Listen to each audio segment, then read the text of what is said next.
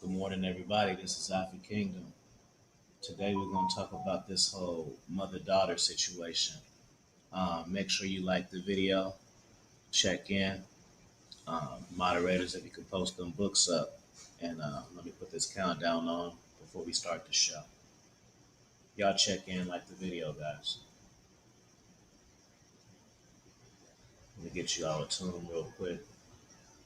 Nice little tune for you guys. Go with that. We're going to go with this.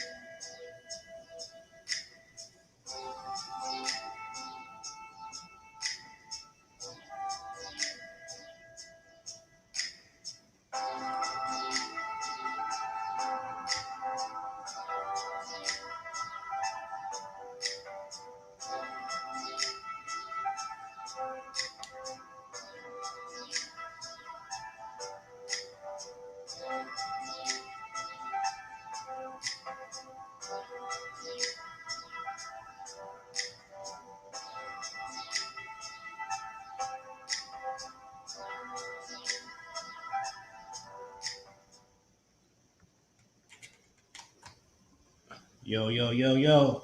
What's going on? You can hear me in the chat room. Boop. We got Alpha Villains. What's going on, brother? And we got Coach Justin in the house. What's up, fellas? What's going on, guys? Chilling, man. Shout out to Unique in the chat, BC, Iceberg, everybody that's going to come in a minute. This is an interesting video, Justin. I don't know if you've seen this. AV sent it to me, and I found it quite disturbing. To say the least. To say the least. I found it quite disturbing. And shout out to AV too. We just met up and we had a good old time. it's always good for players to meet in real life. You know Vice what I'm versa. saying? Yeah, It could either absolutely. you could either set your shit back or make your shit grow. So do Absolutely. it at your own risk. Yeah, man. It was awesome meeting Afi, a couple of other dudes. Shout out to Trav as well. It's cool, man. It's cool to see congruency, right? And without having to force it. So it's nice to meet somebody that you've admired, you've worked with, to meet them in person and it'd be instant. So, like Afi said, sometimes you can meet somebody that can propel you or kind of set you back. So in this particular case, man, Afi and I motivated each other and what we saw, what we discussed. So we kind of just it's on to the moon from here, man. So shout out to you, man. Cool. Coach Justin, good morning. Morning. How What's you going on, feeling? fellas? Doing all right. Yeah, had a busy morning, but it's good to chill with you, fellas. For sure. You know, it's weird, man. You get so wrapped up in doing this shit. Like, look, it what is it, Thursday? So what? Let me see. I took yesterday off, Tuesday off. I took 3 days off.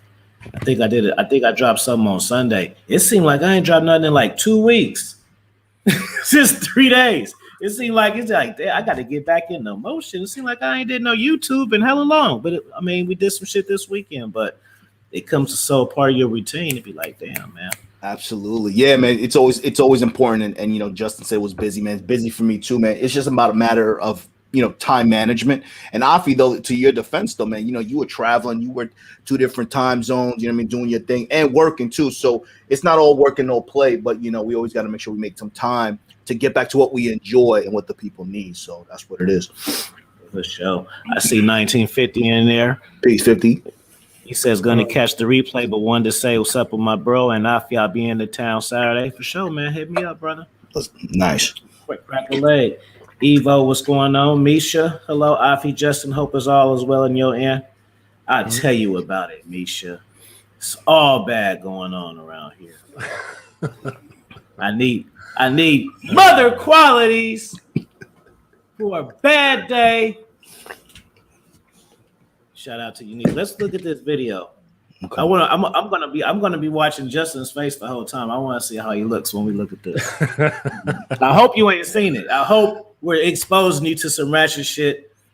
Either way it goes, we're gonna talk about it, but I'm hoping you ain't seen it. All right. It's always fun when the OGs get together. Let's get it. Watch this shit right here, bro. This fucking shit, bro. Hold on.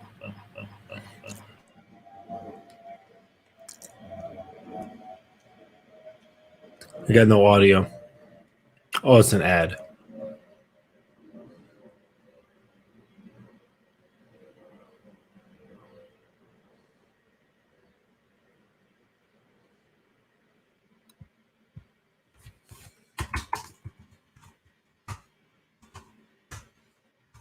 My bad. I was muted. That was my bad. Hold on. Okay. You good.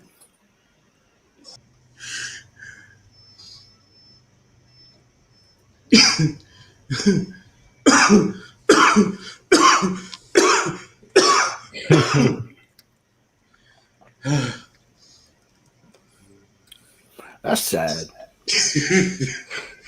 That's sad, B. Let me dive in. Questions?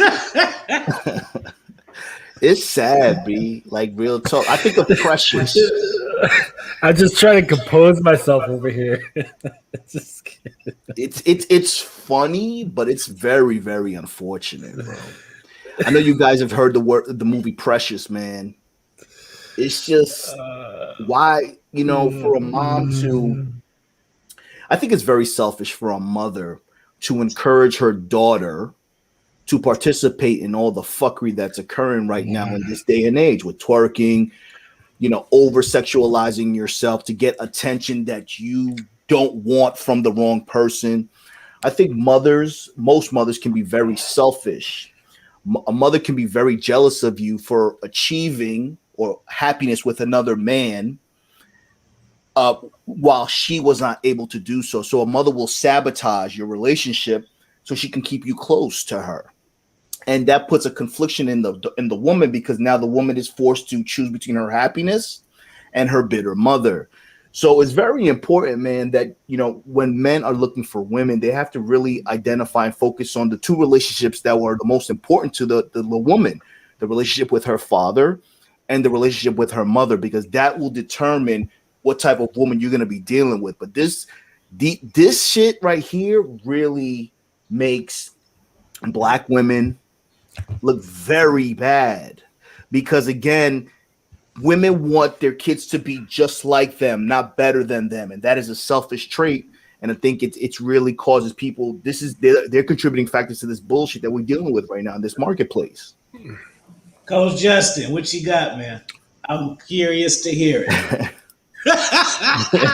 Well, the first thing that I thought was funny was what this clip right at the beginning when it said the sign there on the side of the road that said eggs for sale.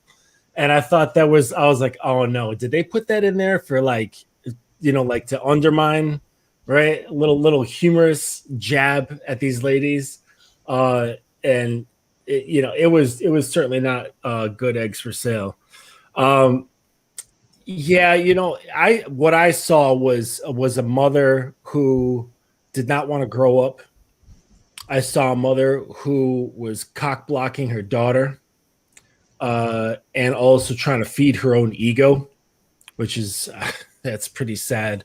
And I'm watching them doing like the waxing, and all I'm doing is thinking to myself, listen, these ladies look like they live in a nice house. Can they not afford going to the place where that's what people's jobs are? You know what I'm saying? It's like that's their job to wax people's pussies. And sorry, am I allowed to say that? Sorry about that. But do waxing jobs and things like that. Like that's their position. You pay them to do that shit. Why are they doing this to each other? Like it's like what, to save a few dollars? Like I don't understand the point. Like what's the point? It is an unhealthy relationship dynamic to want to keep your child, your spouse, your girl always up under you, right? So it's kind of like a person doesn't want to do the work to try to build someone up so they can be dependent. A lot of single mothers are very selfish, and they don't want to put in the work that it takes to raise a child properly to make them independent. They'd rather them be dependent. And as a result of that, you notice the mother doesn't have a significant other. Nope. And the girl doesn't have a significant other. The mother said, my proudest moment was my child. That should be one of your accomplishments, but you should always be focusing on who you are to allow your daughter or your son or whoever to become better than you. So it's a very unhealthy dynamic, bro, because like you said, the mom was cock blocking her daughter very selfishly, didn't want her to achieve anything. And like you said, most women, for the most part, are immature. They don't start to become mature until they're about 45. And with technology is allowing women to kind of alter themselves to appear to be younger. So now that stat is extended to about 55.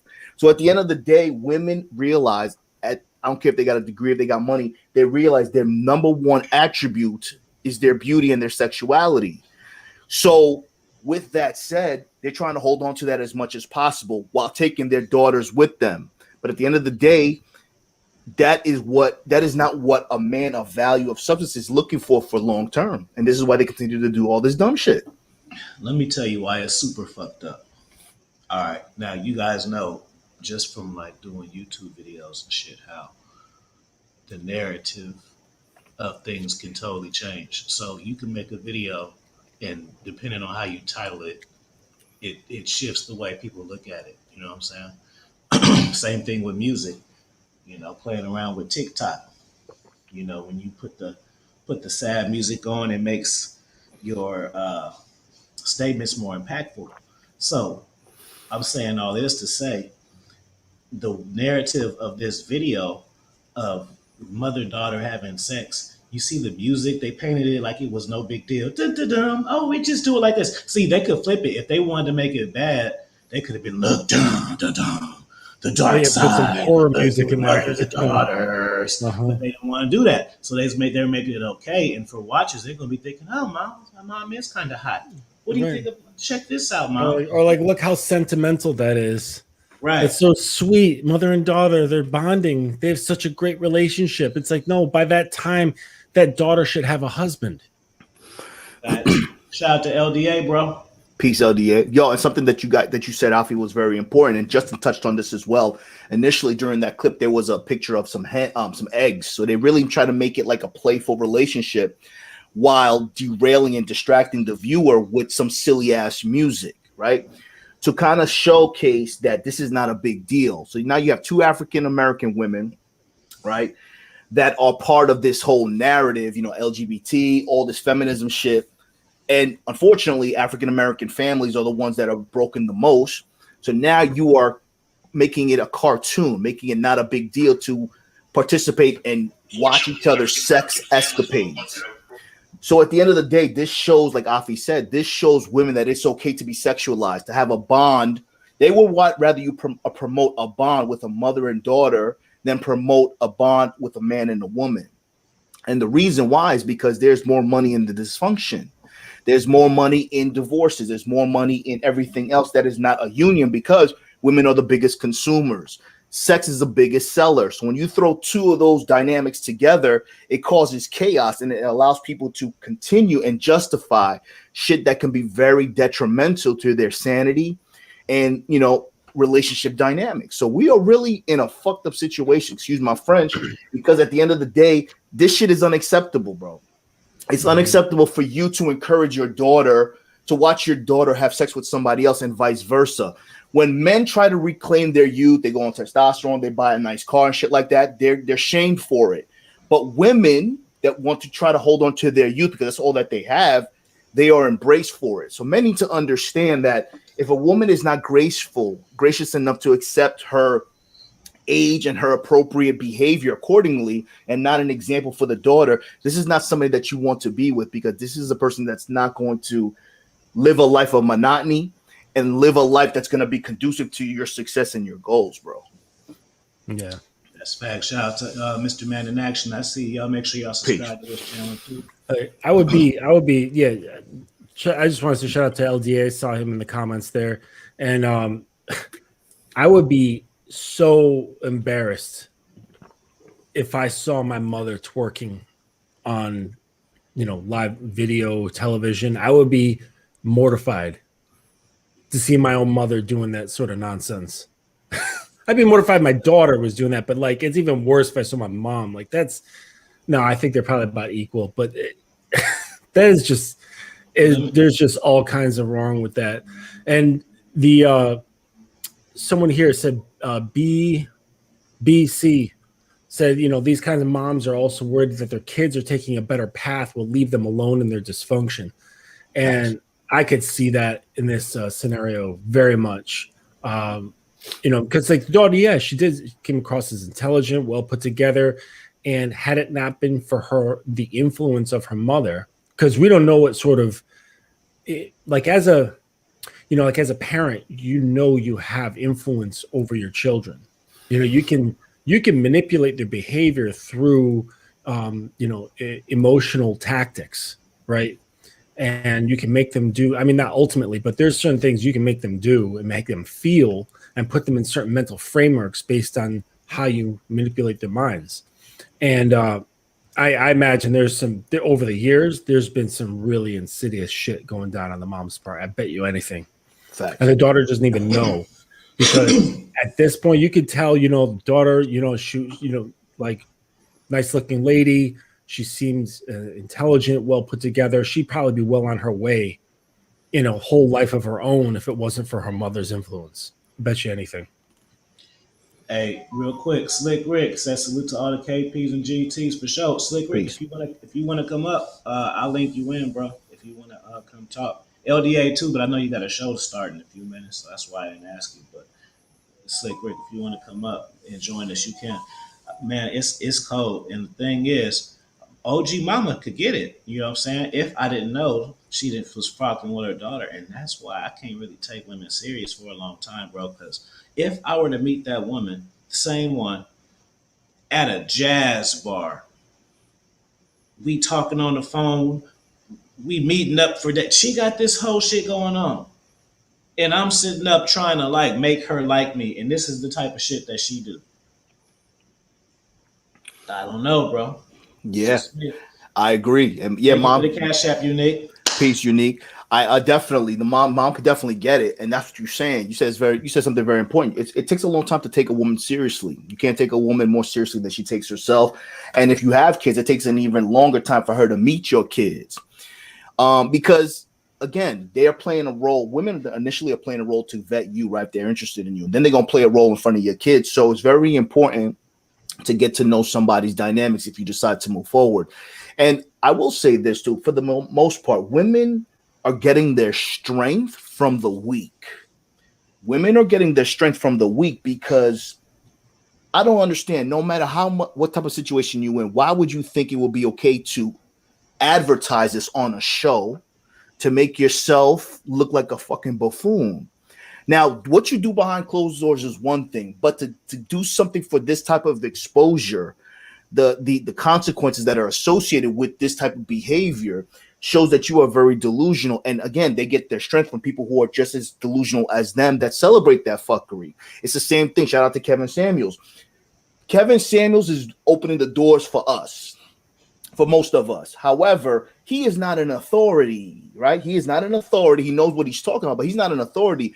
But women continuously go to him to get some type of validation or want to hear a different answer from the truth. So it is also associated with that delusion. So women are continuously would rather, that's the masochist in them. They like chaos. They want to know that they're doing something. They know that they're doing something wrong, but they want to be told that it's okay. And they keep looking for that answer, bro. It's crazy. Shout out to Rain and Woman. That's Alpha Villains talking. KJ was wanting to know what the channel was. That's Alpha Villains. And that's Coach Justin down below. When I take this off, y'all should be able to see it. And guess what, guys? A brother ain't got no job today. So if you guys want the stream to go extra longer, make sure you hit that Cash App for that a super chat party. And if you got a particular question you want highlighted, hit that super chat as well, because we're not under the 1 hour max today. You feel me? So we can just chop it up, you know. Not definitely. Let me see what Ronnie James says. I work in the school system. I've seen a lot of similar influences from mothers and daughters in multiple race and various income levels. A lot of times the father is silent, taking the back seat. That's true, bro. That's how come the women at work be easy work, because it's always mother dropping the kids off. It's never mother father dropping the kids off ever. You know what I'm saying? Only for meeting days. You know what I mean? Yeah. Very important, Ronnie. You said something important. A lot of times the father is silent. The father has waved the white flag because they're tired. They got their own shit going on. You know, the burden that men have to go through. But at the same time, we always talk about this. There's really no chill for a man. When we first started this broadcast, Justin said he had a busy morning. It was only noon. Afi just woke up a little while ago. We all have shit to do, but it's all about allocating your time. And when Afi says normally when you see the kids get dropped off, it's usually the mom. The father's not around. So it's very important. Even if things don't work out with you and your lady, if you have a child, you have to make sure that you lead by example. Justin says something important that a lot of parents can do to kids. They can kind of put them in an emotional situation where it is somewhat of a positive manipulation to kind of make sure that you steer them in the right direction. If you a dude and you got kids, you got to make sure that not only do you take time for the kid to meet your broad, but you have to make sure that the woman that you select, if you have a daughter and you decide to introduce her to your daughter, you have to make sure that that woman is somebody that your daughter can learn from. You can't just pick a ratchet broad, bring them around your kids, and expect your kids to not want to emulate that, because at the end of the day, if you have a daughter, your daughter typically, the first love of your daughter's life is the father. And the same thing goes if you have a son. If you have a son and you picking a ratchet broad that doesn't know how to behave herself, that's going to make it feel like it's okay to select that way. So mothers and daughters, fathers, men, women, you have to be an example. You have to police yourself and handle yourself accordingly, and know that just because you can get on YouTube, just because somebody wants you on their show, doesn't mean that you're not being made a fool of.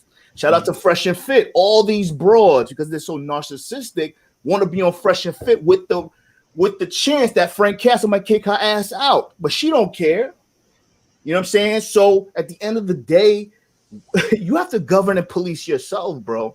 And you cannot be turn a blind eye to the consequences that you're leaving behind. You know what I'm saying? By not acting appropriately. Well, and that consequence is her daughter. Facts. Right. And the fact that she knows, I would say no, there's no way she doesn't know what she's doing. The mother knows exactly what's going on. She knows she's basically off the market. And she is, I guess, expressing herself vicariously, like through the daughter, or like attaching onto her like a barnacle, and it allows her to feel more youthful and relevant, right? Selfishly, right? Because yeah, it's a selfish move in order to seem relevant, so that she can feel relevant, right? But in the end, she's sabotaging her own child. Because how long is that relationship going to go on, right? I mean, how old do you think the daughter was? Maybe like late 20s? Something like that. She's already edging off the market. You know what I'm saying?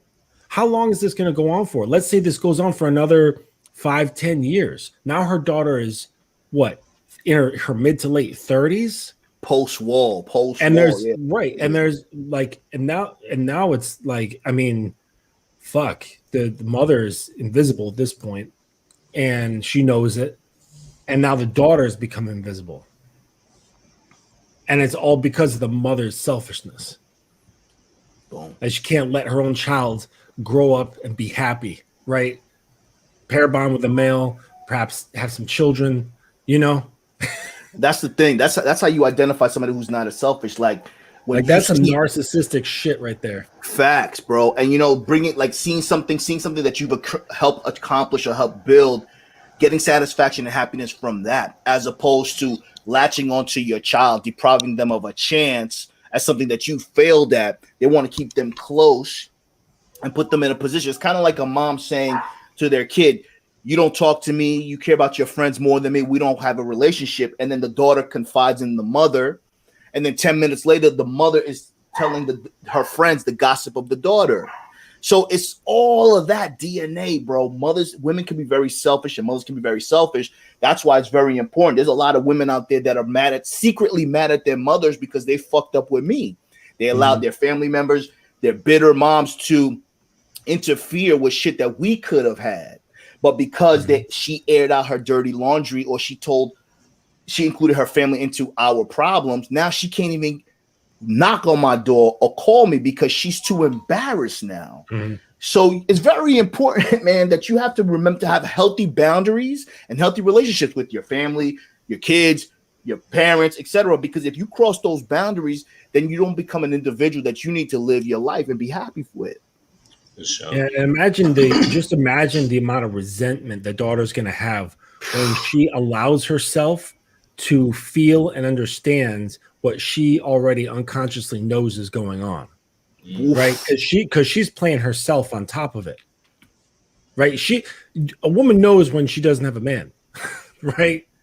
It's definitely apparent. She knows she doesn't have a man, and she knows that her mother is standing in the way of that.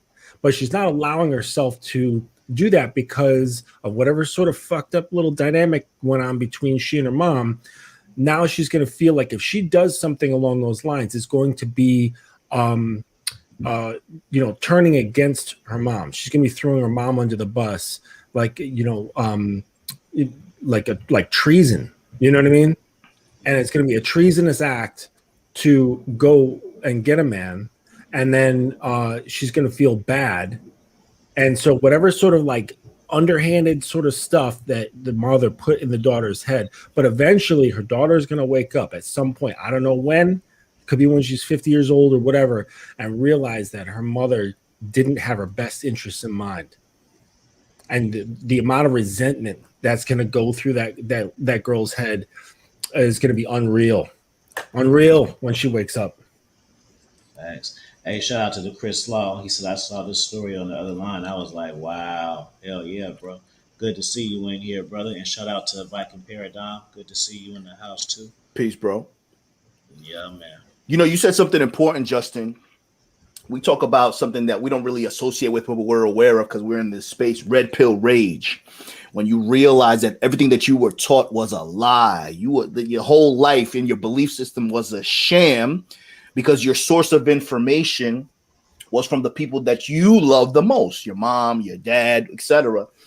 And you said something very important when mothers who have lived failed marriages, failed relationships, encourage their daughters to follow in the same blueprint and footsteps that they followed that didn't work for them. That is a selfish act. And when a woman finally realizes what her mother has done, it'll be too late. The man got away. You wasted your best years following the Pied Piper down to a road that led you nowhere. So at the end of the day, selfishness, being in a position where you are allowing your kid to kind of go down a road that yields no results is selfish, man. And when that woman realizes what she's done, that's where you're really going to start to feel angry, resentment, and you're not going to know what to do. This happens to a lot of men, even for me. Sometimes, as I've evolved, I turned onto this context, went to therapy, started putting clues together. There were moments and pockets of resentment towards my mom because a part of me says, okay, she's my mom. Did she know what she was doing by guiding me from afar, or did she do it deliberately? So now then you tie in all the relationships and experiences that I had with women, and I realized that for me, you have to focus on what she is, not who she is. She is what she is as a woman. Who she is my mother. So that is the conflict with the truth. So when I see shit like that, man, I know what's waiting for them. And we have to, as guys on this panel, we have to try to educate people to kind of avoid a train wreck like that and really try to focus on what's best for you and move accordingly, bro, because it's real. I'm just imagining if the daughter goes out on a date and I'm just seeing this picture in my head. You see like the camera's like looking at the front of the car and you see, the guy he's driving, the daughter's in the passenger seat and the mom's sitting in the middle in the back seat. Like the monster-in-law. Yeah. Crazy. I've had situations. I mean, now that I look at videos like this, it actually could have been some funny shit going on. I've been in relationships where mothers and daughters are very close, and I mean I've even had a few sets myself, but it was still kind of different because it was more of a sexual thing. They didn't they didn't interact like a couple with each other like these two girls did. So if you seen any of them on the street, they would just look normal and stuff.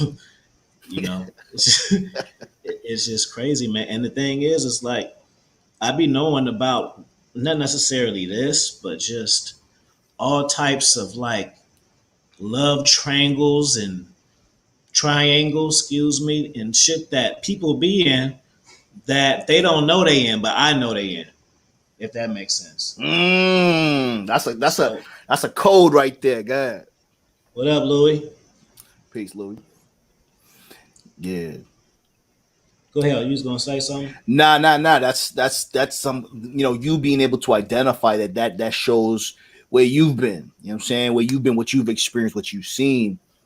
And you said something important. You've had some sets and shit. There's a lot of kinky shit that's going on out there where you have mother-daughter sex teams. However, they don't interact, right? They don't it's one or the other, but it's a team. We a team. It's like wrestling. You can't really be in the ring at the same time. We tag team each other and it's like that. So that's different.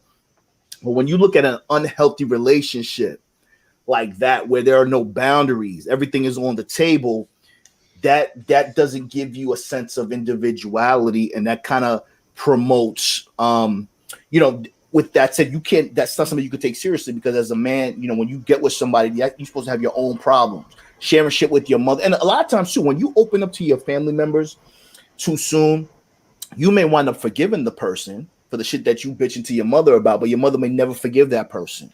So that's an old trick. You're not supposed to involve your family members and even all your friends in your business. You may have one or two people that you can confide in, But at the end of the day, man, when you do some shit like that and you constantly complaining to somebody, man, you're allowing evil spirits and evil negativity into your abode, and that's a recipe for disaster, bro. Jezebel, yeah, Jezebel spirit. You had you said a really important word, AV. You said boundaries, and obviously there is a lack of boundaries in this relationship. And what that makes me think of is the daughter, if she ever gets with a partner, she's not going to have a really healthy understanding of boundaries, because as she's growing up, they were never established, right? And I imagine we're just seeing an extreme example, but my guess would be that there are other examples of this in the relationship as well, where boundaries, there just are none. And so she won't know what it's like to have a boundary crossed because she has no boundaries. So that might lead to her, getting with guys who, don't treat her well, right? And just walk all over her, treat her like dirt, and won't even really be able to stand up for herself because her mother never taught her how to have strong boundaries. Again, all for the selfish sake of the mother feeling included. It's like, hey, I got a deep dude. question for you guys on the panel, and you guys in the chat. I want you guys to interact too, and I want to hear what you think about what I'm about to say. Shout out to my brother King Dre for the $9.99 super chat. Peace, Dre. Make sure y'all subscribe to his channel. Follow him on Instagram. I'm proud to say that my man got a repost from Derek Jackson. Derek Jackson used to be somebody who I used to roast before I made content. I was like, this guy is good. You got to be kidding. And now I got a friend who got reposted for him. That was kind of dope. Word. Shout out to you, King Dre. Yeah, keep grinding. So this is the question. What y'all think? Do you think, or let's unpack it like this.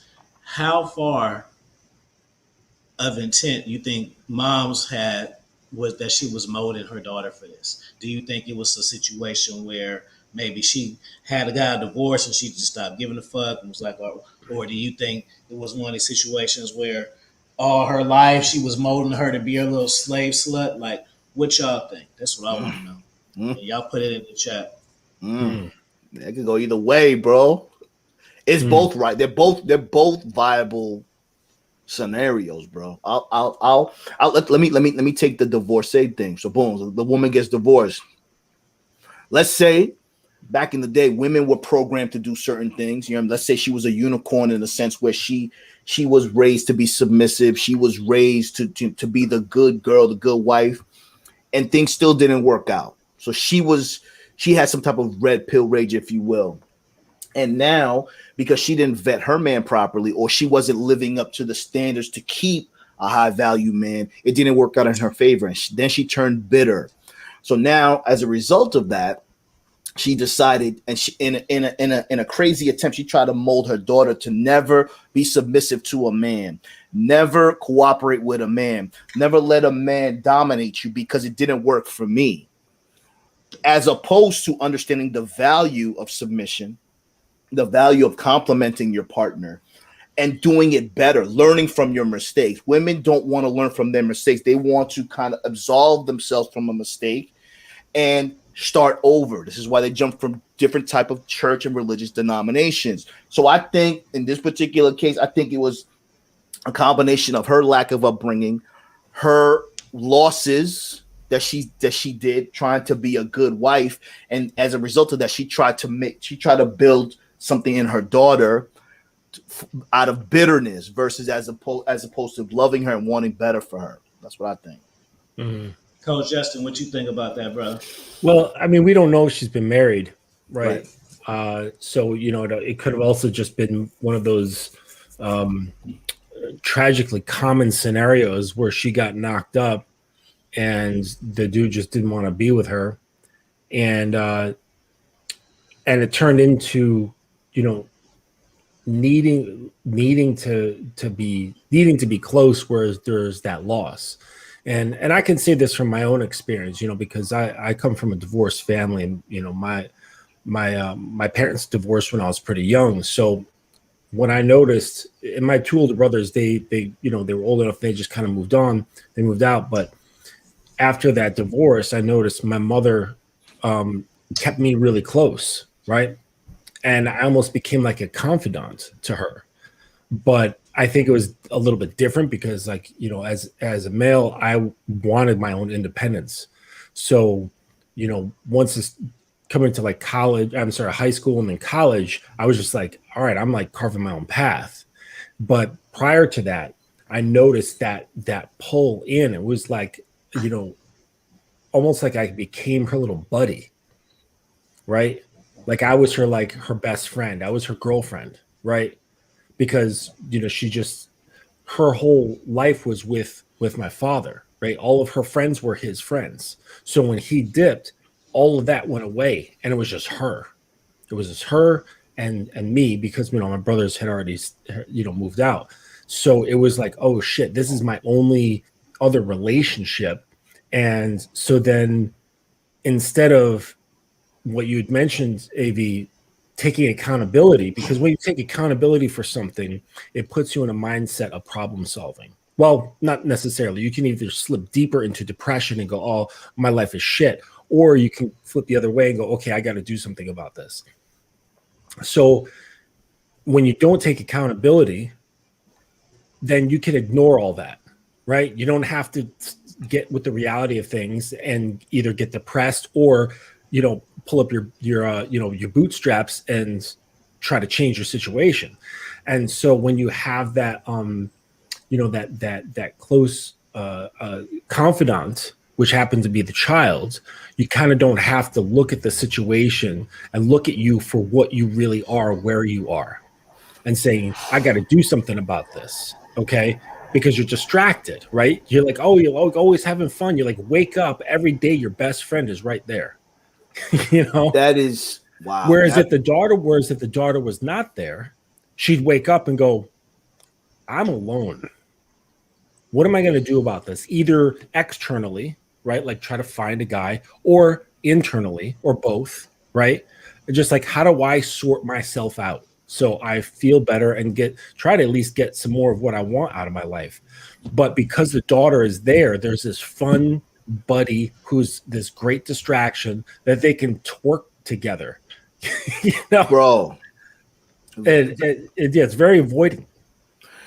Bro, you said something. You said a lot, bro. Dude, you said something, a lot of impactful stuff. But it's kind of like women would rather sort you out than sort themselves out.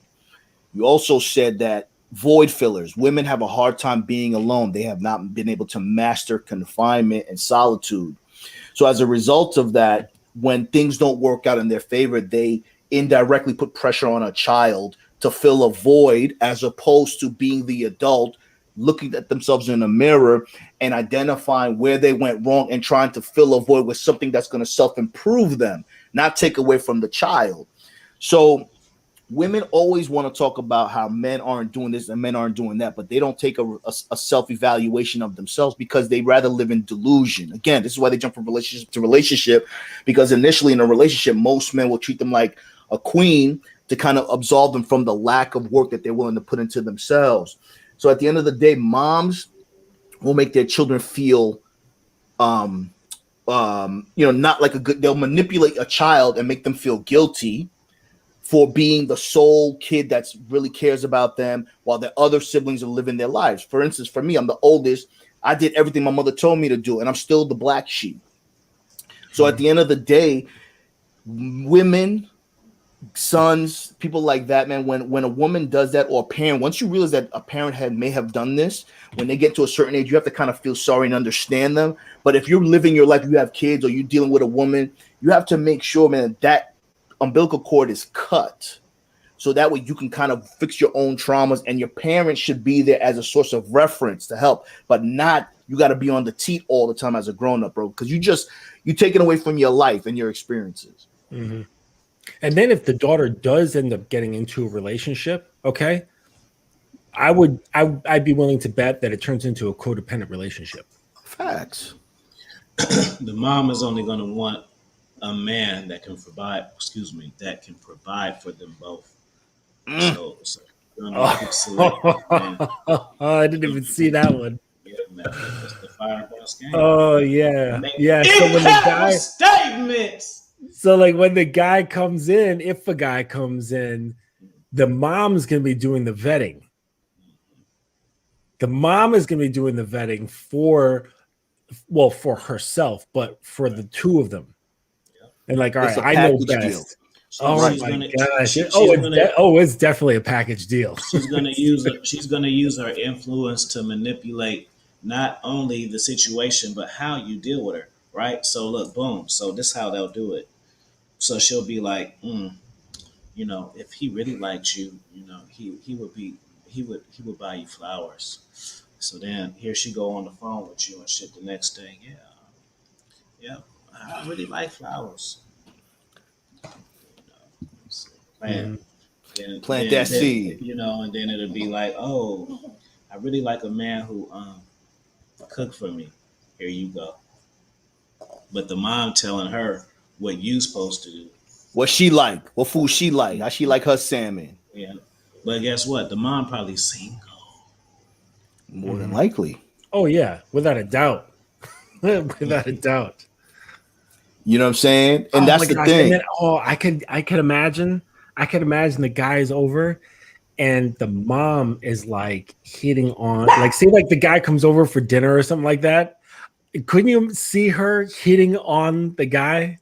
Like as if she's part of the deal, like she's part of the situation, even though he's there for the daughter. Like she's like in the kitchen, like touching his arm and stuff. I didn't have it happen, bro. I could definitely see that shit happening. I didn't have it happen more than once. I remember a particular situation.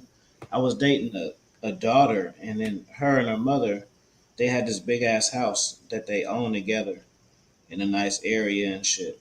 And I remember sitting on the couch in between them both. And I remember the first little nuance that I picked up on was the mother, she touched my hand and then she kind of like rubbed my shoulder. And then we locked eyes. And then I was like, okay, now we're on to something else. And then once that happened, I said, okay, I'm going to figure out how I'm going to do this. And it ended up being better than what I expected because I just kind of wanted to knock them both off. But the way I had it was I could knock them both off just on some chill shit. Just, go over there and knock whoever out, because sometimes want to be, oh, we got these nutritious snacks. All right, go knock you down and whatever. It's like they knew and they didn't care, because the mother used to hear the damage and she was curious. And I don't know if they did nothing like that before because I don't always think like that. Sometimes it's your energy that make people want to try shit. Facts. You know what I'm saying? So I ain't going to be like, oh, that's just the typical. Like, nah, bro. Like sometimes, even me, like there may be something that I normally wouldn't do, but something particular about this woman want me to go down on her. Like I haven't done that, but I'm just saying maybe it's a chick that I meet and fucking, I don't know, Thailand who got some feminine energy and I really like the way she rubbed my feet. See what's going on down there. She called my mama and sent her some fortune cookies and shit like that. And I might be like, man, that energy, she's so submissive. Fuck it, let me just do it. You know what I'm saying? Yeah. But that's different, Fee. That's different. You said that you had a it felt right and you locked eyes with her. So that's where you assess the situation. You knocked them both down. That's different. But what we're talking about on that surface level shit, for guys who look at shit like that, a lot of guys can't handle a scenario like you. You different. But at the end of the day, women have to understand, man, all the TikToking videos, all the alcohol that you posting on your pages, the boat pictures, everything that you're doing, the how you encouraging your nieces, your daughters, shit like that, there are consequences to that.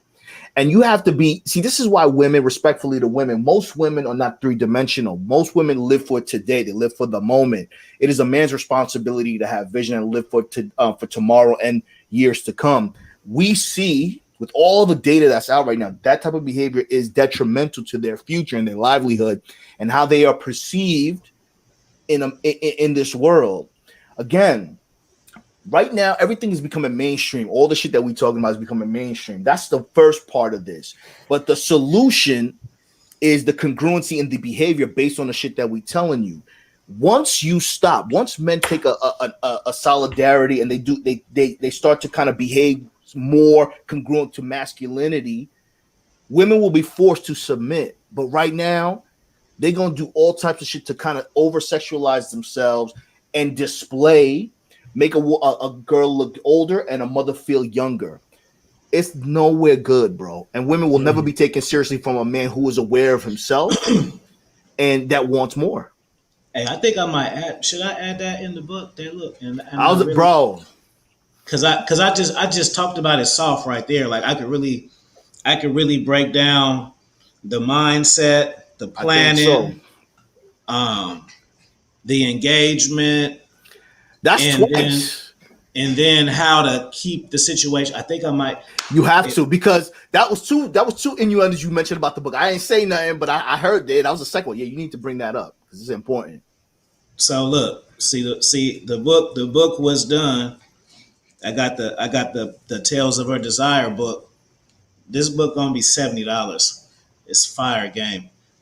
AV, tell them it's some. I'll read y'all some bars for a super chat because it's personal, bro. It ain't. You know, there's been times where I give you like story times and shit, and I just tell you about a day. Like, okay, I met this girl and this happened. But the way I'm unpacking this shit, I'm giving you the strategy, the mindset, the possibilities, the imagery. Yeah, I'm telling you, bro. It's gonna be well worth the price, man. And it kind of goes hand in hand with what we're talking about. This mother-daughter team. And this shit I ain't never talked about on YouTube before. That's what I'm saying. Yeah. That's what I'm saying. Iceberg says, is this the Underworld book? Yeah. It is the Underworld, but crazy. It's a series because we got the Tales from Her Desires, which is the instructional manual on how to get our mind, body, and soul. That's going to be another. Everything in the Tales series is exclusive. It's not even for the general public. So that we got the Tales from Her Desires was the instruction manual, and then we got Tales from the Underworld, which is the series that I started and brought to YouTube. Don't get that one twisted. I brought that shit to YouTube. That was my talking point. I mean, I introduced that shit. I introduced the stripper shit and the nasty shit and the escorts and the sex. That's my shit. So I'm only entitled to write a book on it. I'm not saying I'm the only one doing it, but I brought that shit to YouTube. So you qualified to talk about it. But you know, I definitely put that in the book, bro. But you know what I want to say too, in regards to that mother-daughter team shit. Gotta think of the angle now. It's important for men to kind of follow suit, right? And identify, not be quiet. Speak up against his behavior. A lot of times, bro, I will say this: an absent father is better than a toxic living mother. Very important, bro, because I'm not saying it's right, but what I will say is a lot of guys who don't see their kids often will allow a lot of shit to slide, despite them knowing that this is detrimental to their health. It's kind of like if you have a son and a daughter, the mother's promoting this shit. Would a son date a woman that is promoting this shit? So it's very important. So no matter what, you got to teach. If you are an absent father, your kids are manipulated. You know what I mean? You were going through some shit. You have to embrace the fact that even if they don't love you, you have to teach them how to love themselves. You got to teach your daughter how to love herself. And how does she do that? She doesn't participate in all that fuckery. That's going to depreciate her even faster. How do you teach a young boy to love himself? To embrace masculinity, to not follow the sheep. So all that shit, men have to pick and choose what they're going to be vocal about and what they're not going to be vocal about. You guys get the most views when it's all about chicks, but there's another whole bunch of other things that comes to being a man that we're not even unpacking because nobody wants to hear about that. So sometimes when you fix a small problem, it actually solves the big problem. People are trying to focus on swinging for the fences every single time, but you can win the game with an RBI too. So that's what it is. Shout out to Rob in there. Y'all make sure y'all subscribe to comment. What's up, Rob? Your confidence. I'm gonna do a video over there later on tonight, so y'all better catch that. Shout out to Chief for the super chat. I never seen a $16 super chat before. You just creating shit. Appreciate you. He said, "What up, fam? Piece of the podcast." Spit a bar for. Oh no. Oh, okay, you want a bar from the book? I think it's only right I give him the beginning part. Av. I don't. I would say Yeah, choose, but he dropped a good donation. that'll fuck up the story if I let you choose. So I'm gonna read Nah, you. nah, yeah. Y'all go ahead. I'm gonna pull it up. Yeah, so that's what it is, man. It's all about, by example and shit like that. But at the end of the day, man, boundaries as a man, even when you're dealing with men, boundaries, because boundaries put you in that safe place. Mm. Boundaries put you in that safe place where you are most comfortable, where you feeling right. So at the end of the day, man, I always say a lot of times too, what I notice with women, they want to say that they're a good parent, but they want to do bad person things. Like, the twerking, the OnlyFans and all that shit. I feel like you got to be a good person to be a little bit of everything. You can't be a good parent and be a bad person. Sometimes you got to focus on being a good person to become a good parent or a Mm. good role model. We all human, we're not perfect, but at the end of the day, when you are encouraging, because again, I find that family and mothers in particular, they live vicariously through the daughters or the ones that have the most potential. You know what I mean? You'll have a black sheep, if you will, that's the most attractive, that doesn't really resonate with the family values that are toxic. That person always wants to try to do better, but the family always will want to bring them back into the fold and make them feel challenged and like do treason, like Justin said, because you're going against the family values that are just still toxic. So that's the Mhm. important thing. Oh, good. Let me give you these bars real quick. I'm gonna read you the first 5 pages, bro. That's what I'm gonna do, and then I'm gonna read you the chapters, and then I'm gonna read you 5 pages of the first one, and then if y'all want to, we'll give y'all another dose. So I'll do that. So we got the track, sex with the homies, seduction of the madam, sexual underworld, sacrifices, online pimping, Mike Dollars, sex, drugs, and alcohol, meeting Craig, fetish rotation, Miss Nasty, sex as entertainment and porn, OnlyFans, sudden death free games, fuck them and friends on. So those are the talking points, and then I guess I gotta add this new one in. I think, AV, if you could think of a lesson or an angle, then I could do it. I could write it fast. I just gotta think Okay, about bet. the angle I want. So No here we doubt. go. All right. This the track. It says, I remember that my introduction to the track. I lived in Sacramento. I would frequently Oakland to visit my sister from time to time. I remember one particular summer I was told that we were going to visit my sister, but we ended up never returning back home. She was having some relationship issues, and my mother, being the protector that she is, we came out to try to save her. I remember my first experience living in Oakland was a cool one. My sister took me to see Another Bad Creation, which was a rap group at the time. Five children rappers who basically rapped about adult content. The concert was at the Scottish Rite Center by the lake. My birthday always falls on Memorial Weekend, so this year I was my first time going to the Kerry Jama. The Kerry Jama is a Caribbean festival held every year at Mosswood Park. Is when I would meet one of my childhood friends, and we're still close to this day. I remember the drums waking me up that morning. I couldn't wait to see what it was about. There were thousands of people in costumes hanging around talking to the ladies. This was my first appearance of cold approach. I had always talked to girls in class before, but not never random ones. Some of these girls were even older than me. So I got a few numbers or whatever, and what I thought would be a distant relationship. I won't bore you with the story, but fast forward, I end up living at my sister's house. Uh, my sister's house, coincidentally, was on the track, Shafter West MacArthur to be exact. At this time, this neighborhood was fucked. It's funny how it's all gentrified now, but this was a park where you were not allowed to go in at night. The older cats sold crack, and dudes would hang out, fights, and of course there was prostitution. I remember back in the days, prostitution was heavy. I seen this in movies like The Mac, Willie Dynamite, etc., but not live in my face. If you walk down the track, there's a hotel after hotel. This was a trip about maybe 3 miles long, and selling pussy was nonstop. They weren't pimped out like the movies though, with long hair, dressed sharp. Even though I was 11 years old, I was able to make friends with them. I guess I was so mannish and bold that they didn't mind hanging out with my young ass. I think at the time my mother was lenient on my discipline. I feel like My father dying of cancer made her super simple on that. I wasn't a bad kid at all. I don't recall having a curfew. My memories as a child is being pretty much staying out late as I wanted. Maybe around the time I was 15, I was pretty much doing my own thing. Let me get to the track part. I remember they used to smoke crack in my laundromat where I lived. I would hate the smell of it. Sometimes I would just think to myself I wanted to go back home to where we never left. A place where pools or rich friends was the norm. Now I'm here in the gutter. But I was infatuated with this track. Um, I would walk around casually looking lost, but not to be fucked with. I would do this so all these pimps would initiate conversations with me so that I wouldn't have to. A few of them I would talk to often became my friends. My mentors, they would let me hang out in the hotel rooms and I would watch them interact with hoes. I remember I had a friend, Twan, he let me disrespect his hoes a few times. I remember he would check his man girl, but it would be so hard to try not to laugh. I think he would do it to impress me. I was impressed, but just taking notes. I couldn't understand why he would talk to her like shit. She would cry, threaten to leave, but then she never would. They all would never leave. And the ones who did chose to leave because it was business as normal. I would ask them, what happened to Shirley?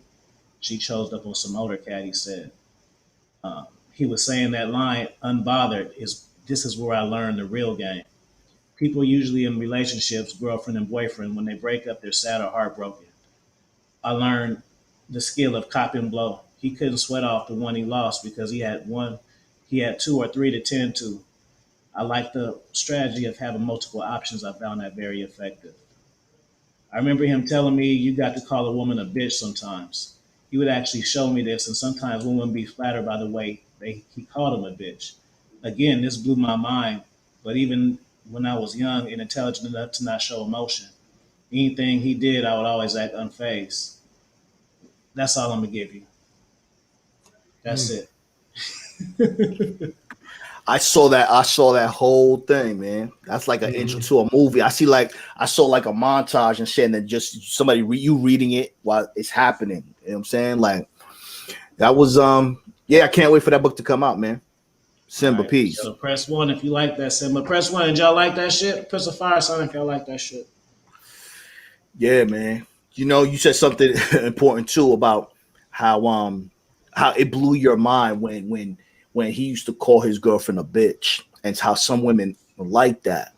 That's what I'm saying. When you said blew your mind, it's more about just kind of unprogramming, unplugging from things that you knew, and understanding the context and how you can get away with some shit, do some shit, and do it in a finesse way where people are gonna actually embrace it. You know what I mean? When you call a bitch, I love you, bitch, she's not gonna get offended because she knows that it really comes from a term of endearment. But it really sometimes as men, you got to really do shit behind closed doors to protect the woman's feelings. Like, for instance, boom, like if a broad's with me and she's submissive, I'm not gonna air her out because she can't handle that. I'm kind of protecting her from not looking like she's submissive, but I know she's submissive. She knows that it is a requirement for her to be submissive. So airing your girl out or airing out your kid, or kind of like disciplining your kid in front, let's say, for instance, you in the school system, you discipline your kid in front of people, that's not showing a united front. Or you argue with your girl in front of people, that's not showing a united front. Sometimes you got to do that shit behind closed doors. Just like this relationship with this mother and daughter, you got to do shit like that behind closed doors. So airing your girl out because she's submissive, she's doing shit for you, that is something that's gonna make her not be able to handle the backlash that comes along with it. That's why it's all about discretion, bro. You could be a certain way, nobody needs to know what you're doing, but you have to understand that when you do air shit out, you put your girl out there and shit, and she's up for critiques, they calling her ugly, or you start telling your girl, or be on YouTube and telling her how you got your girls managed. Now her family members coming at you. This is all part of the psychology behind airing your shit out and walking the walk and talking the talk. You gotta lead by example. That's all it is, bro. Mm-hmm. Yeah, but I want to advise. I missed that one. Sorry, Simba. Go ahead. Yeah, thank you. I just want to advise, guys. There's a big difference between a pimp talking to his hoes and you just calling your girlfriend a bitch. Big facts. It's a big difference. Context. Mm-hmm. Well, in mentality, Okay, there is a completely different framework of mind between you and a straight up pimp.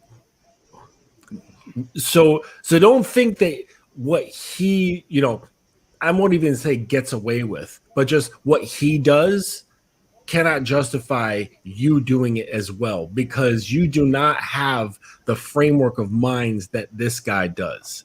So don't think that like, oh, just because he can be like this means I can be like this. No. You're just copying surface level stuff that is just a mere result of having a certain type of mental framework. And it doesn't make you cool. It doesn't make you like a pimp. You're just copying words. You're that parrot that can like repeat things that the owner says. You know what I mean? Right. And the parrot doesn't even know what it's saying. It's just repeating a sound. Right. Facts. So I'm just saying, like, it doesn't make you anything to, calling women bitches. Like, it has nothing to do with that.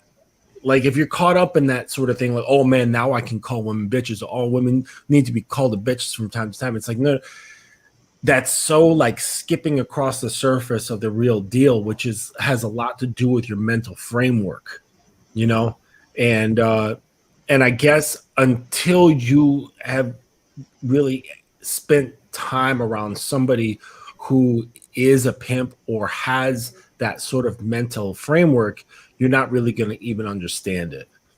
It's just a different thing altogether. It's a different kind of man.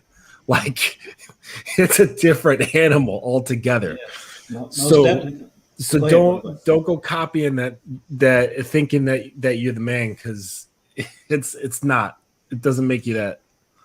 This is what I want to point out for the listeners. See, this isn't embedded in my spirit. Like, that wasn't my reflection of being an adult, of what happened. If you listen to the story, AV heard the first 5 chapters. So he heard the teenage shit, the early 20s, the boss shit. So this is how I would think then. Like, I would put myself in these positions. It didn't just happen to me. And this is what I think of it. Like, I want to know more. Like, there's later in that chapter where I would actually pay crackheads fucking candy and shit so they can tell me why they did what they did. Like, this is the type of shit that I don't know why, but instead of playing coloring books, I wanted this type of shit to capture my interest and shit. Just like, and there's a part in the chapter where everything that I do repeats itself. So later on in that chapter that I was reading, where I used to live, there was a parking lot, and police used to always park there, and they used to get served by the prostitutes, right, daily. And they'd be lined up, and they had women in there. Sometimes they'll get head, right? And I would see this as like 10, 11 years old, right? To the point where my mother and we lived together. They knew I seen it too. So we had to make a joke about it. They couldn't hide it. It was too, just too in your face. So when I got older, I would bring bitches to the same parking lot and do the same shit. Mm-hmm.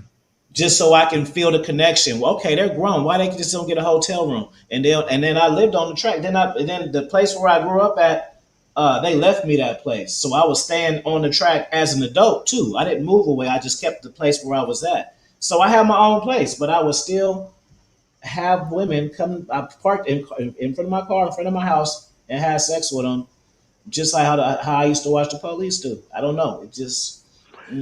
Bro, that's why what you said and what Justin said is important. Sometimes the game, for the most part, can game be learned? Absolutely, but for the most part, this type of level of game is in you. It's not on you, type shit.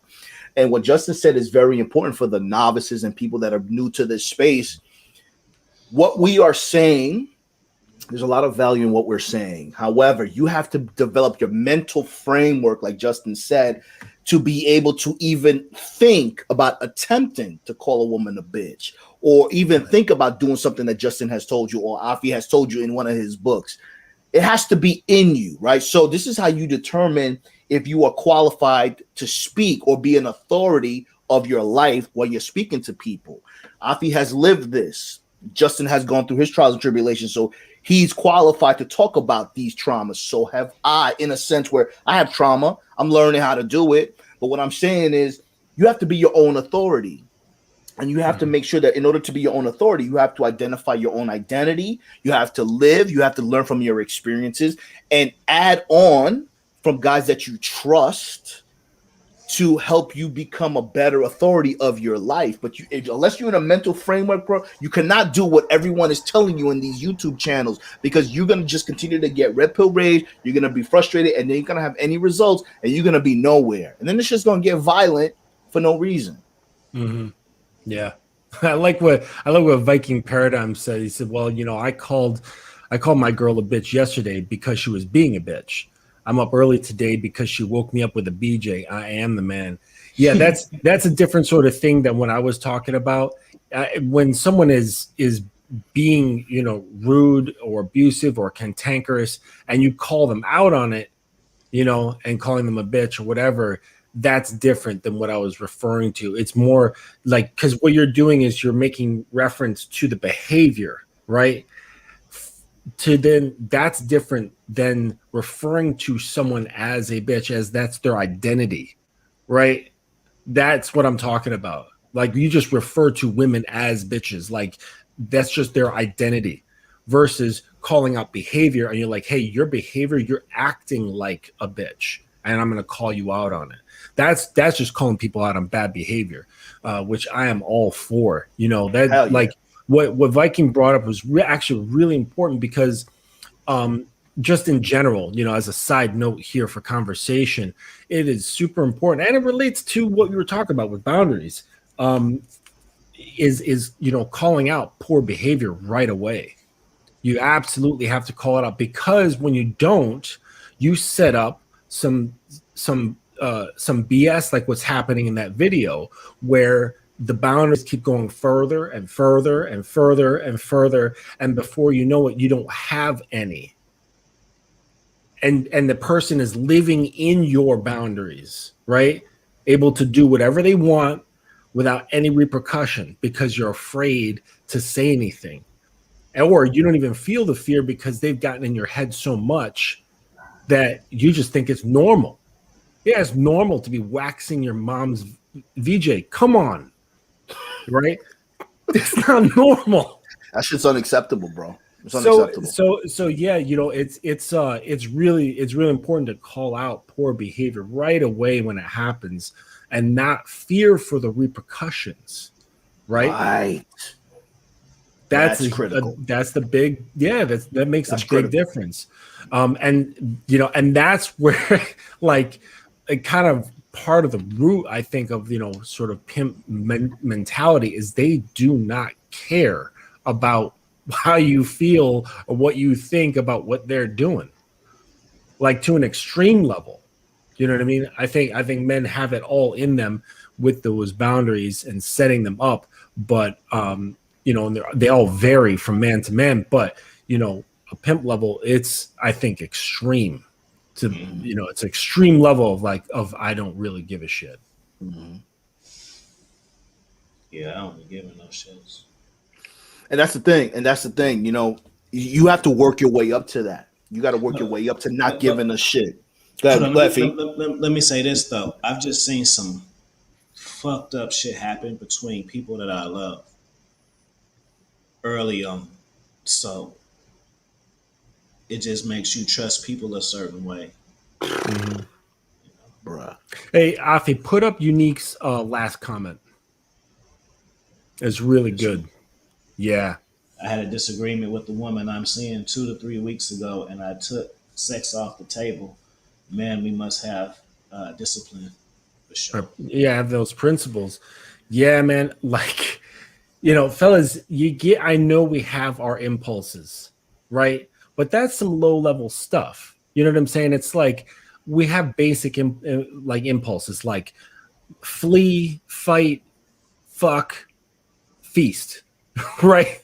Those are the 4 F's of basic living for men. And so it's like so we're always going to be going after that stuff, right? But if you're operating at a low level, you're just going to run away from anything that scares you. You're going to eat whatever's in front of you. You're gonna screw whatever's in front of you. And you're going to fight anything that pisses you off, right? You're just easily triggered by all those base level things. When you start raising up to a more sophisticated level of thinking and behaving, you're like, okay, yeah, McDonald's is right here, but you know what? I'd rather eat something more healthy. Boom. Oh, you know what? You piss me off. I'm just going to walk away instead of putting myself or you in the hospital and deal with the legal consequence. So I'm not going to fight you, right? I'm not, just because you're waving your punani in my face, it doesn't mean that you're going to get the D. Just because you're giving me attention. You know what I'm saying? Bro. And it's like, and if danger comes, it's like, well, is running away going to be the most effective way for that situation? Maybe I need to run towards the danger instead of away from it, you know? So it's like, you got to raise it up and be like, just because it's presented to you doesn't mean you have to consume it. You know? Yeah, absolutely. Because that comes from a scarcity mindset.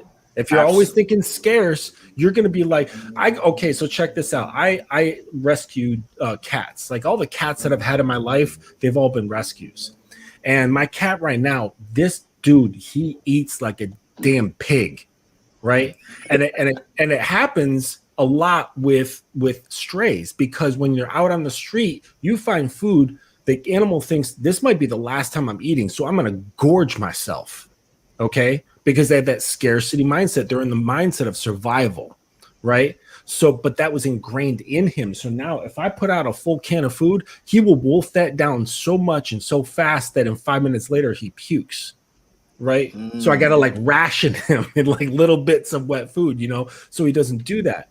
And the same thing is with guys, when you're in that scarcity mindset of you're conditioned to be scarce, right? It's like, oh man, got to get these women, and you're always hungry for it because it's like you're in that need and the scarcity and the panic mode. You're in survival mode, like got to get it, and it just keeps you low, right? And it's just conditioning.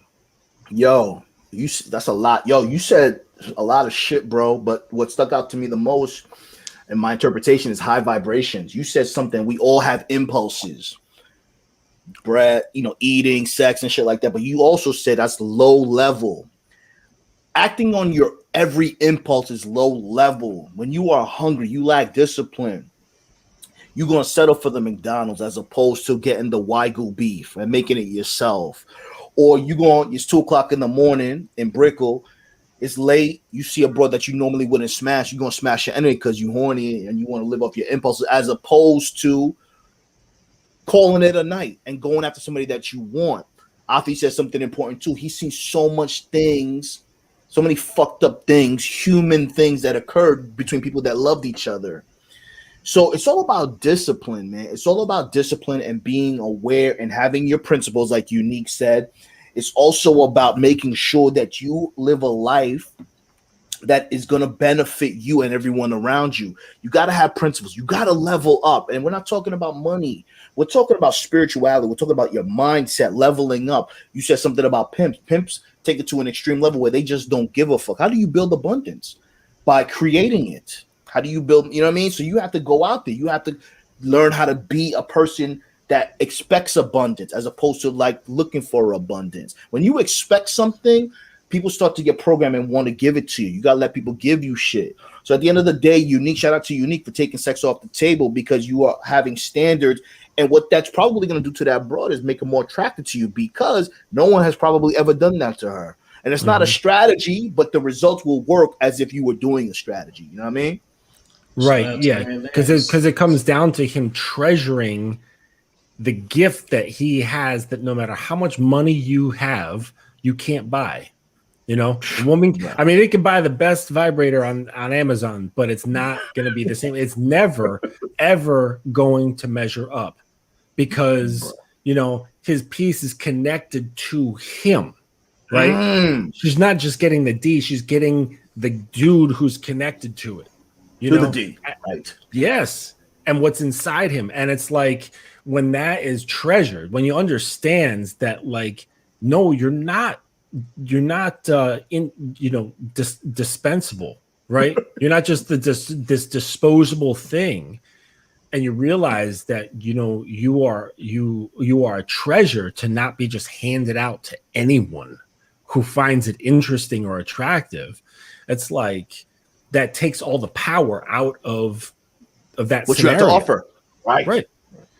Hey, real quick, shout out to Ray Lens for the super chat. This is super chat party. Thanks, my brother.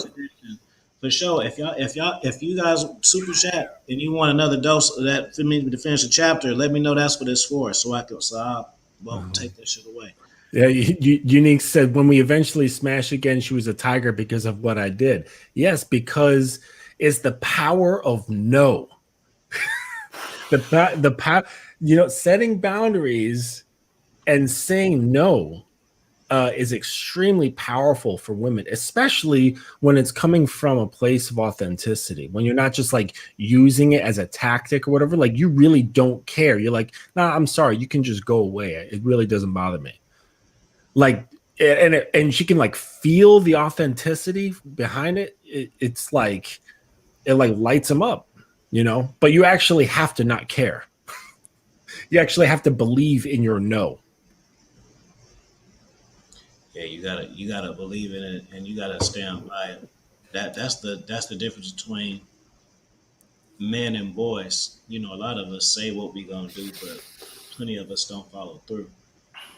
We all make threats about, if you do this, I'm gonna do that. But women kind of figure out fast and easy that you're full of shit. You know what I mean? Exactly, man. And to kind of like to tie that all into the topic as well, man. You got to say what you say you're gonna do, and you have to not be afraid to say no. You got to not be afraid to at any cost, because the reason why you're saying no is genuine, and it's because it's for your betterment. If you're saying no to a child or to a niece or a kid that's looking up to you, you cannot be afraid to say no. Because you know that person, at least you do your part. You tell them no, they're going to do what they want to do anyway. But at the end of the day, in good conscience, you have attempted to try to prevent that person from going down a dark alley. But the only way you have validity in your no is by being true to yourself and being the proof that you want to see. Like, you can't tell a broad no with nothing going for yourself.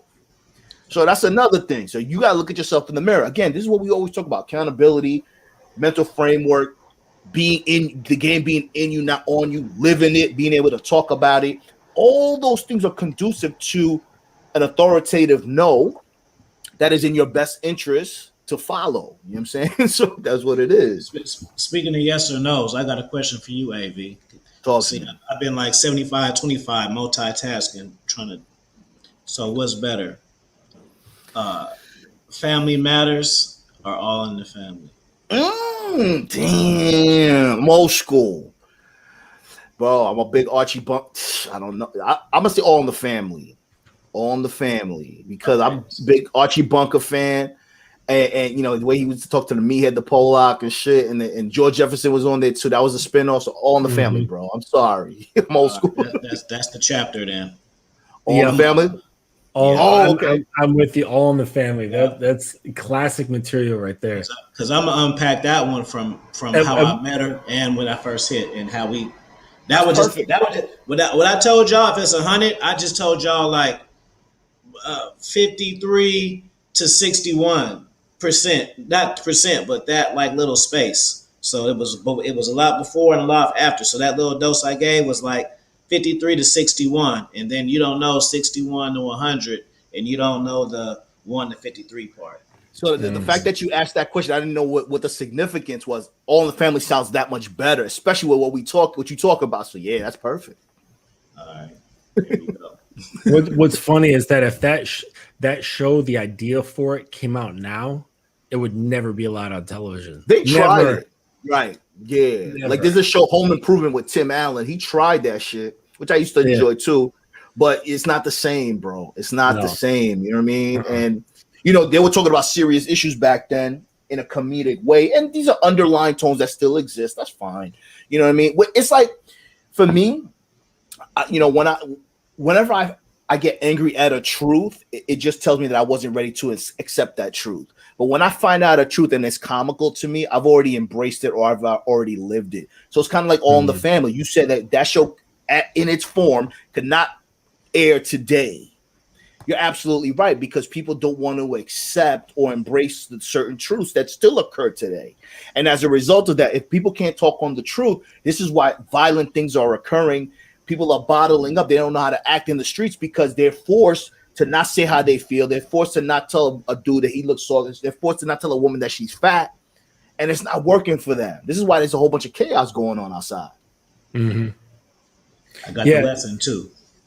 There was I want to bring this back to the video that we were just watching, and a TikTok post that I shared earlier today about wife material. What's right? your TikTok? I gotta get on it.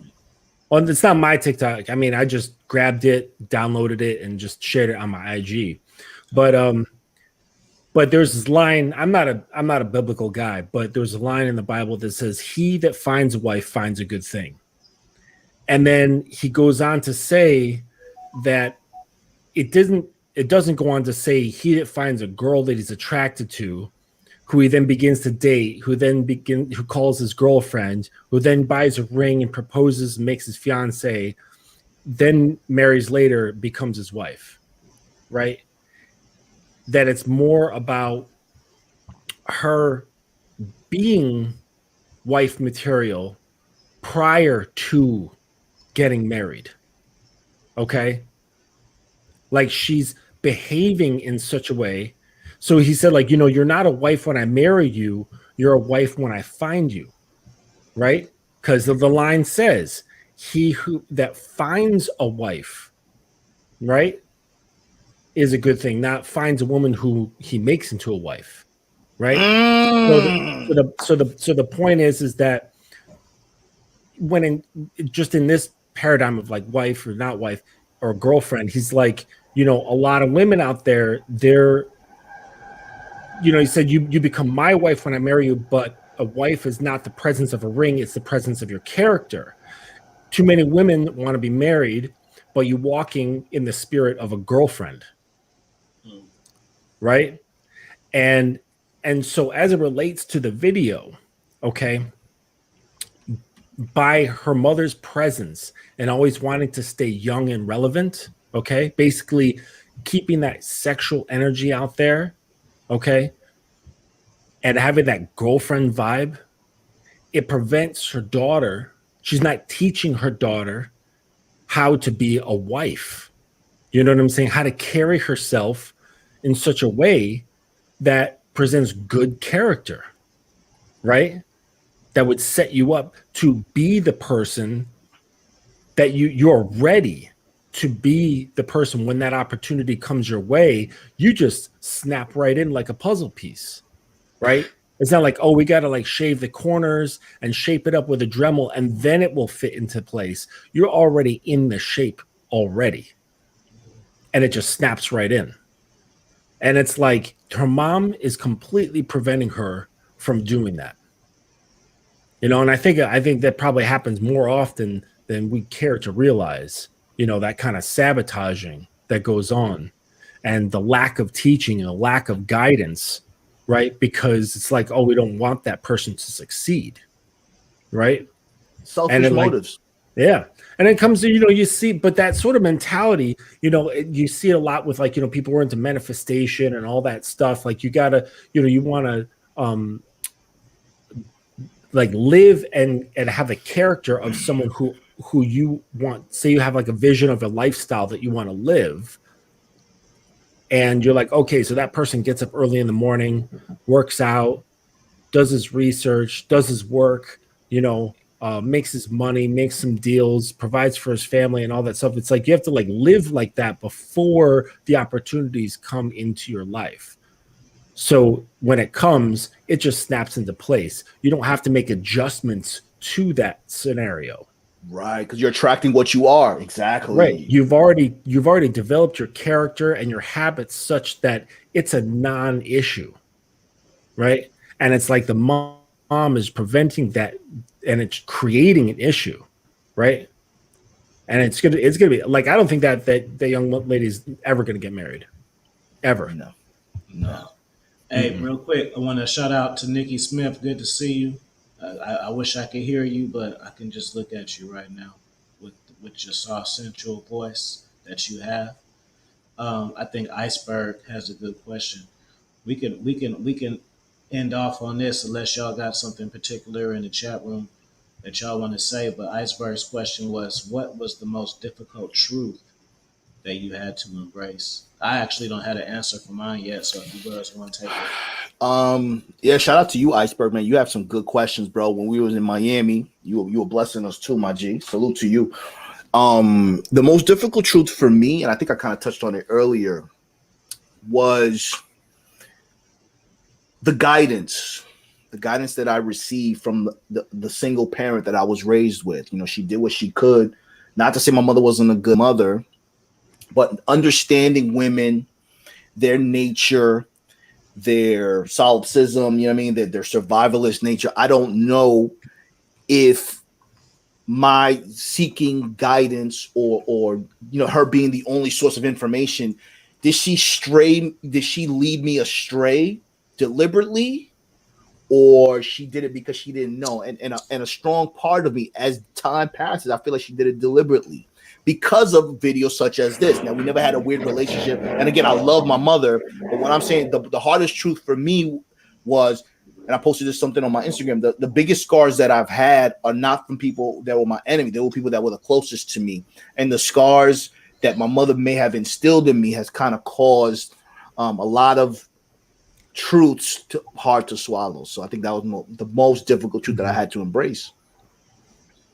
All right, Coach Justin, what you got for us? I still don't know. I think the hardest truth for me was coming to the realization that that women don't really love you. Yeah. Facts. They love how you make them feel, right? So, which is why we see if you ask a panel of women, like, what would you like out of a partner? They talk about the things that the men can bring them. Usually it's like emotional security, financial security, you know, a good sex life, romance, humor,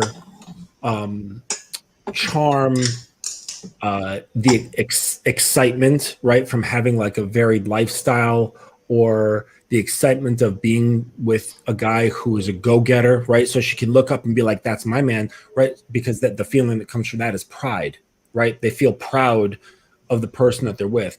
And so it's not who he is that she loves, it's how he makes her feel. And coming to that understanding that, you know, when a woman says she loves you, she's not really saying she loves you. It's more she loves how you make her feel, which is fine. Like, once you come to that acceptance and that understanding, it's like, all right, cool. You know, like, I get it. It's just the function that you're coming to terms with. But when I first came to the realization of that really it rocks my world. And I was like, damn, like, you know, when they say, you know, people don't really give a shit about men, it's true. Facts.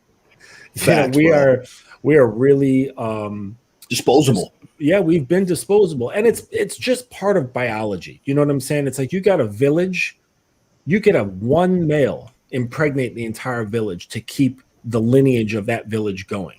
One man. You know what I'm saying? Yeah. So it's not necessary to have so many men around, except when it comes to function of society. When it comes to like procreation, we don't need as many men that we actually have. Right. Exactly.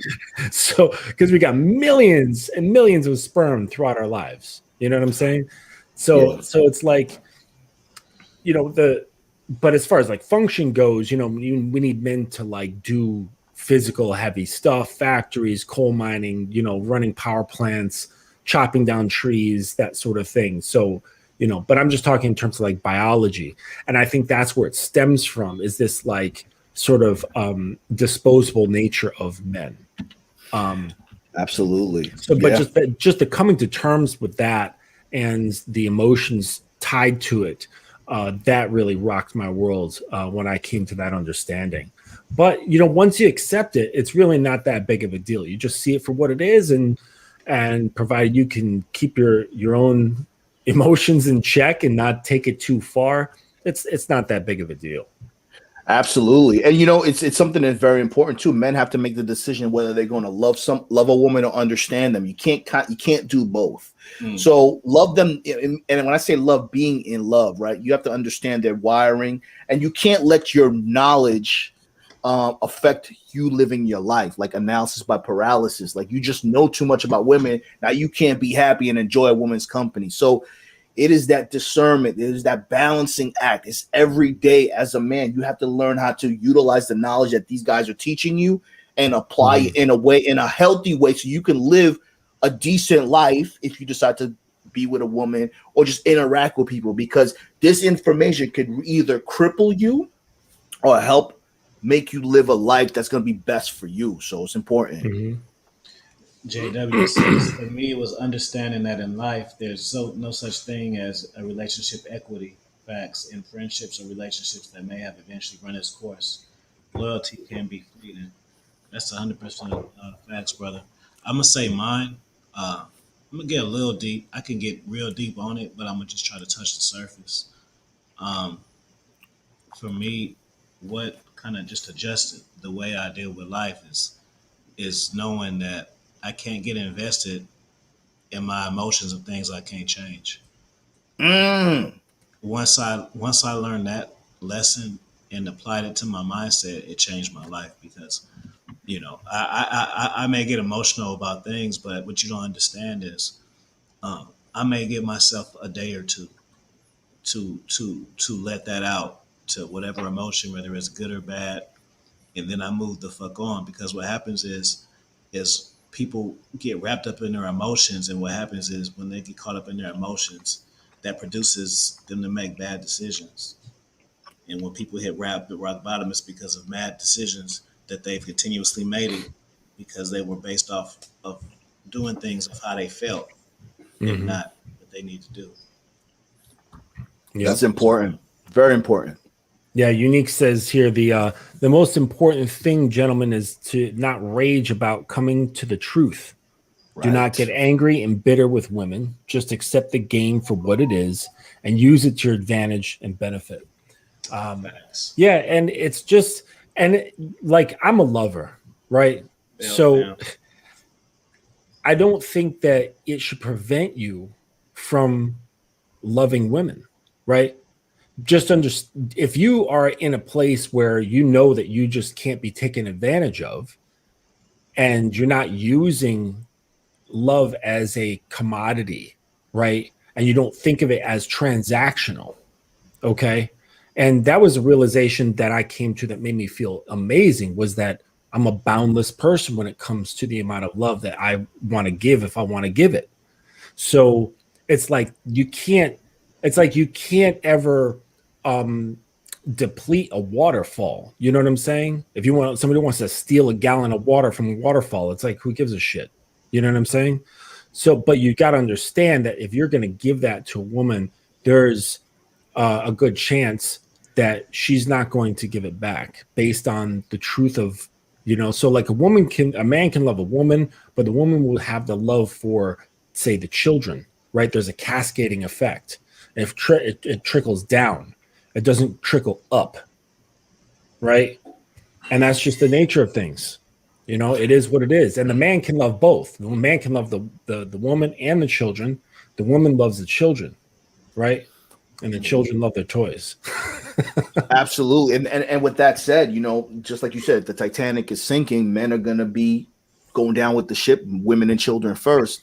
And with that said, that's why a lot of men need to embrace the notion that you are the prize, because the reason why you're the prize, not only what you can provide, what is at stake for you to be in a relationship, to be on this planet.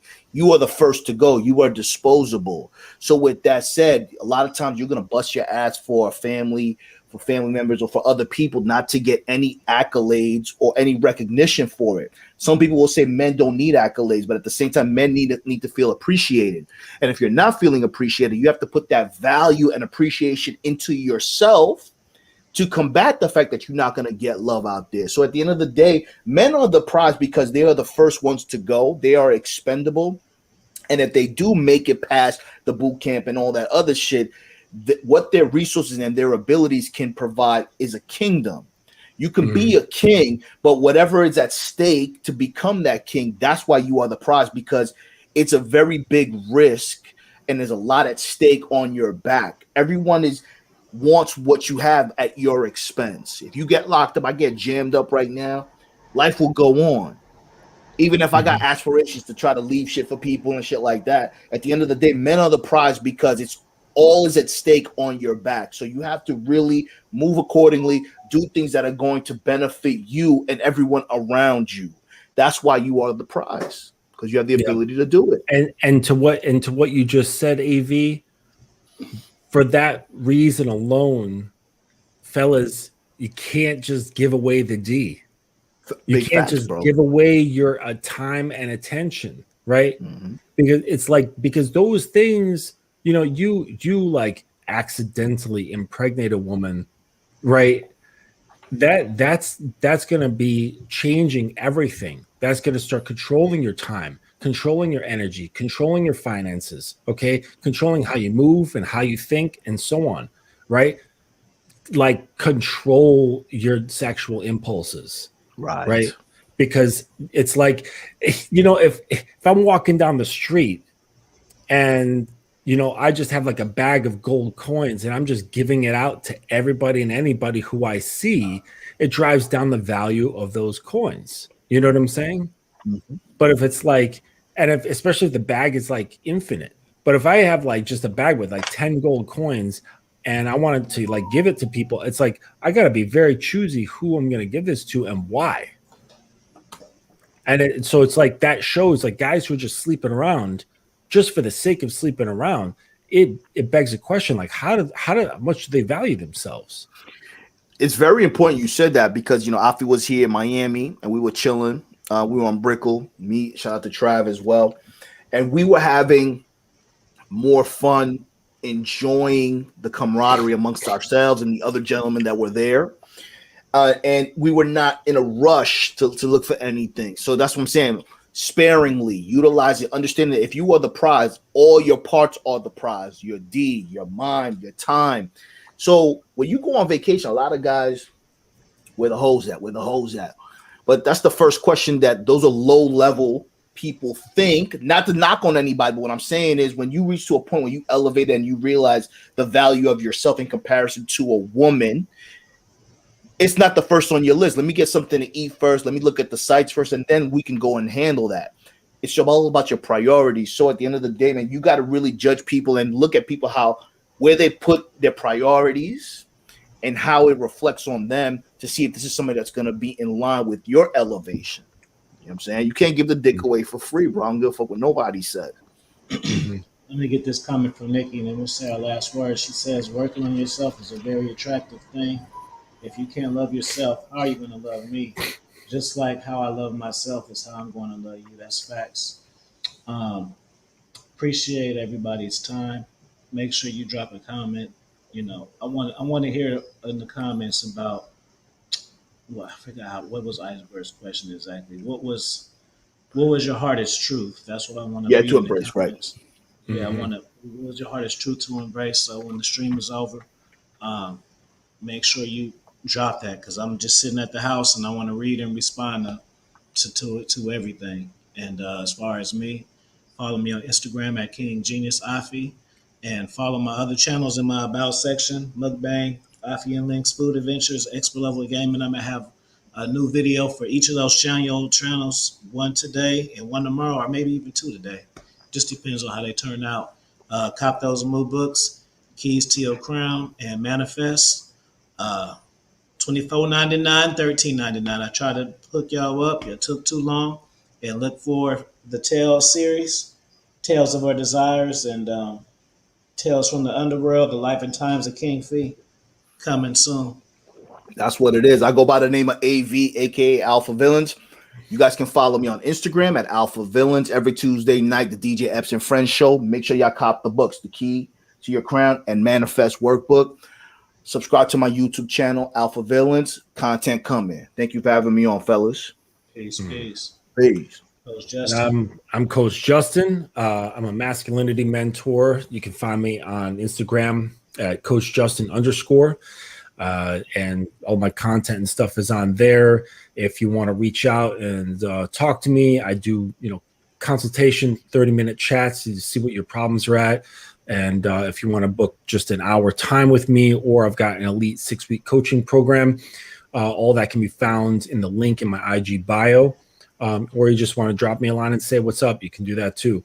I just got a new camera, so my own YouTube channel is going to be starting up pretty soon, and just got to work out all the details to set up the visuals and things like that. So yeah, it's going to be a good time. That's what's up. Cool. So yep. You guys have a good day. Tomorrow we'll have Free Game Fridays. Mm-hmm. Yeah, and folks, that question about what's the the harshest truth that you came to in your life. Think about that today, right? We brought it up. Think about that today. Take a moment and just ponder that for a couple minutes. Maybe write something down. And if you're sitting there going, man, I haven't had any kind of like wake up moment that kind of rocked my world. Maybe there's some shit you're sleeping on.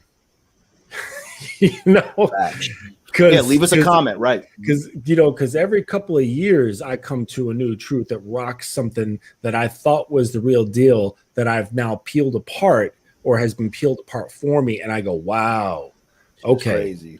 So it's like you think but you don't know, and you don't know what you don't know. Facts. So if you're sitting there thinking, I've never had a wake up moment, well, maybe it's time to start digging. Exactly. And make sure you guys, you have a wonderful weekend too, Misha. Make sure you guys subscribe to Command Your Confidence, because I'm going to do something over there tonight at 6. Nice. So if you aren't subscribed, you're going to miss it. Matter of fact, check out my community tab. I was trying to download. I was having problems downloading, but I'm going to share a piece of some prior content that you guys never seen. Between me, AV, and Rob James from last week. So I'm going to put that on the community tab, so look for that. And we chopped Boss Game for an hour, so it's like the first 20 minutes. I was going to upload it myself, but I was just having problems. I guess I had to join the YouTube fucking shit. I didn't want to just commit. I didn't want to commit to YouTube Red and shit for the one download. I'm sorry I'm being a cheap ass, but I will share it on my community right after this and post it on Patreon. So y'all have a good day. All right, peace, man. We'll talk. Peace. All right, guys. Everybody. All right, take care. Take care. Bye now.